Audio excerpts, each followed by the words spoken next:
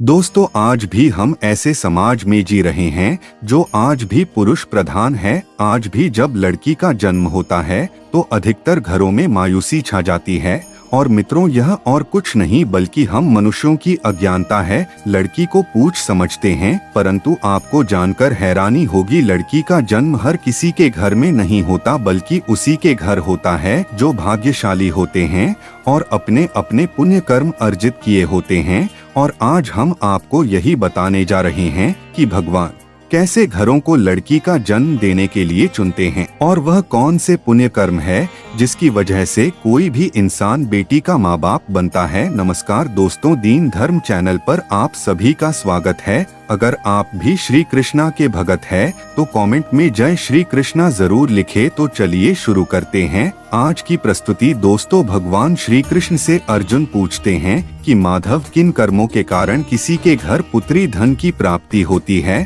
अर्थात कैसे घरों में बेटियों का जन्म होता है। तब श्री कृष्ण अर्जुन से कहते हैं, हे पार्थ, अगर किसी के घर बैठे ही भाग्य अच्छे होते हैं तो बिटिया सौभाग्य से, और जो भी स्त्री या पुरुष अपने पूर्व जन्म में पुण्य कार्य अर्जित किए होते हैं उन्हें ही एक बेटी के माता पिता होने का सौभाग्य प्राप्त होता है। बेटियों को जन्म के लिए उन्हीं घरों को चुना जाता है जो बेटियों का भार सहन कर सके, क्योंकि तीनों लोकों में स्त्री अर्थात बेटियां ही ऐसी होती है जिसका भार हर कोई सहन नहीं कर सकता। वह बेटियां ही होती हैं जो इस सृष्टि को निरंतर चलाएं, माँ होने के लिए अपना सर्वस्व निछावर कर देती हैं। हे अर्जुन, पर जिस दिन इस सृष्टि में बेटियों का जन्म लेना रुक जाएगा उस दिन धीरे धीरे इस सृष्टि का अंत हो जाएगा। मित्रों, भगवान श्री कृष्ण के इन बातों पर गौर किया जाए तो उनका कहा बिल्कुल सही है, क्योंकि बेटियां अगर नहीं होंगी तो किसी का भी वंश आगे नहीं बढ़ सकता। दोस्तों, आपने भी कई लोगों को कहते सुना होगा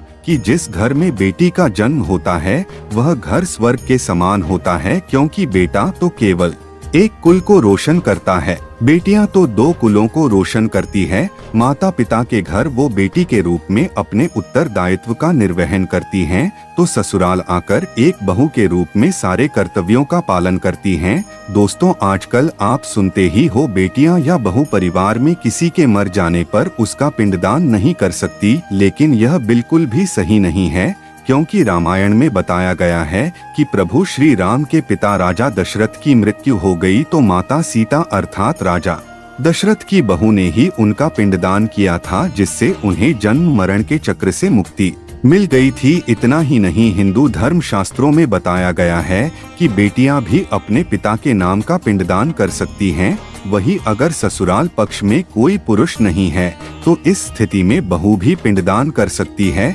इसलिए मित्रों, वह लोग बहुत किस्मत वाले होते हैं जिनकी घर में बेटी जन्म लेती है। वही वह परवल किस्मत के होते हैं जिनके घर एक से ज्यादा बेटियां होती हैं। शायद यही कारण है कि बेटियों को लक्ष्मी कहा गया है। दोस्तों, बहुत से लोगों की सोच यही होती है, बेटी है तो बिना समय गवाएं और इस पर पढ़ाई में पैसे लगाएं, जल्द से जल्द शादी कर दो। लेकिन यह सोच एक बेटी के भविष्य को बर्बाद कर देती है। जरा सोचिए, एक बच्ची के मन में कितने सपने होते हैं, उसे कुछ करना है लेकिन यह सपने सिर्फ सपने ही रह जाते हैं। इसलिए अपनी बेटियों को सपने पूरे करने देना चाहिए, उन्हें जीवन में हर वह खुशी दे जो उन्हें मिलनी चाहिए। एक बेटे से ज्यादा एक बेटी हमेशा अपने माता पिता के लिए सोचती है। माता पिता को प्यार और अपनापन बेटी ही दिखा सकती है। बेटी के जन्म को एक जश्न की तरह मनाना चाहिए। माता पिता को बेटी को हमेशा एहसास दिलाना चाहिए कितने खास है बेटी। मित्रों, बेटी कभी भी बाप पर बोझ नहीं होती, वह सिर्फ अपनी और अपने परिवार की किस्मत बनाने के लिए जन्म लेती है। एक कथा के अनुसार दो मित्र लंबे समय के बाद एक दूसरे से मिले। एक दोस्त ने दूसरे से उसका हाल पूछा तो जवाब में उसने कहा कि मेरे हाल तो एकदम बढ़िया है, और हो भी क्यों ना मेरे दो बेटे जो है। तभी वह अपने दोस्त से पूछता कि तेरे घर में कितने बच्चे हैं। दोस्त खुशी के साथ बताता है कि मेरे घर में दो बेटियां हैं। उसका दोस्त भगवान का शुक्रिया अदा करता हुआ कहता है कि मैं धन्य हूँ, मेरे घर बेटियां नहीं। यह सुनकर पिता की आंखों में आंसू आ गए। तभी उसकी बेटी पिता के मित्र से कहती है कि अंकल, भगवान हमेशा भाग्यवान को ही बेटी देते हैं, कभी गरीब को बेटी के रूप में माता लक्ष्मी नहीं देते, भगवान उसी को पुत्री का सुख देते हैं जिसके अंदर पालने की सामर्थ्यता होती है, जो गरीब होकर भी अपनी बेटी को पाल सकता है।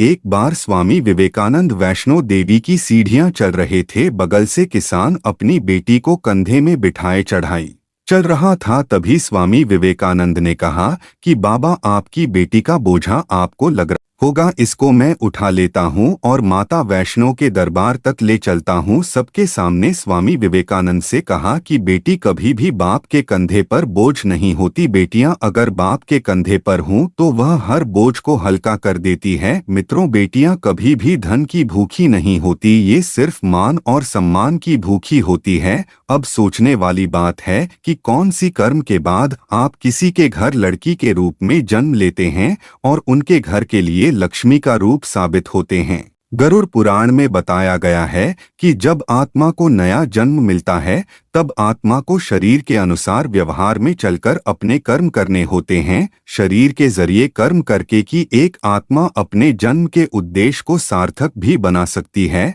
और निरर्थक भी। यदि कोई पुरुष महिलाओं का आचरण करता है, स्वभाव में महिलाओं वाली आदतें ले आता है या वही काम करना चाहता है तो एक महिला को करना चाहिए, तो ऐसे ही पुरुषों का आत्म स्त्री का शरीर धारण करती है। वहीं गरुड़ पुराण में बताया गया है, यदि कोई व्यक्ति मृत्यु के अंतिम क्षण में किसी स्त्री को याद करते हुए प्राण त्यागता है तो वह अगले जन्म स्त्री के रूप में जन्म लेता है। वही अगर वह अंतिम क्षण में परमेश्वर का नाम लेता है तो वह मुक्ति के मार्ग पर अग्रसर हो जाता है। मित्रों, अगर यह वीडियो आपको पसंद आई हो तो वीडियो को लाइक शेयर, अगर आपने हमारे चैनल को सब्सक्राइब नहीं किया है तो सब्सक्राइब जरूर करिए। और हाँ, वीडियो को अंत तक देखने के लिए आपका बहुत बहुत धन्यवाद।